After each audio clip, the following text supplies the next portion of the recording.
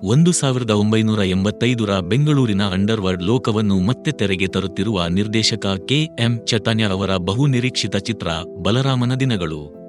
ವಿನೋದ್ ಪ್ರಭಾಕರ್ ನಾಯಕನಾಗಿ ಬಲರಾಮ ಪಾತ್ರದಲ್ಲಿ ಕಾಣಿಸಿಕೊಂಡಿದ್ದು, ಹಳ್ಳಿಯಿಂದ ನಗರಕ್ಕೆ ಬಂದ ಯುವಕನೊಬ್ಬ ಹೇಗೆ ಭಯಾನಕ ಗ್ಯಾಂಗ್ಸ್ಟರ್ ಆಗಿ ಬೆಳೆದು ಅಧಿಕಾರ, ಪ್ರೀತಿ, ದ್ರೋಹ ಮತ್ತು ಬದುಕಿನ ಹೋರಾಟವನ್ನು ಎದುರಿಸುತ್ತಾನೆ ಎಂಬ ಕಥೆಯನ್ನು ಚಿತ್ರ ಹೇಳುತ್ತದೆ. ಚಿತ್ರದಲ್ಲಿ ಪ್ರಿಯಾ ಆನಂದ್, ಅತುಲ್ ಕುಲಕರ್ಣಿ, ಆಶೀಶ್ ವಿದ್ಯಾರ್ಥಿ, ವಿನಯ್ ಗೌಡ, ಅವನಾಶ್ ಮತ್ತು ರಮೇಶ್ ಎಂದರ ಪ್ರಮುಖ ಪಾತ್ರಗಳಲ್ಲಿ ಅಭಿನಯಿಸಿದ್ದಾರೆ.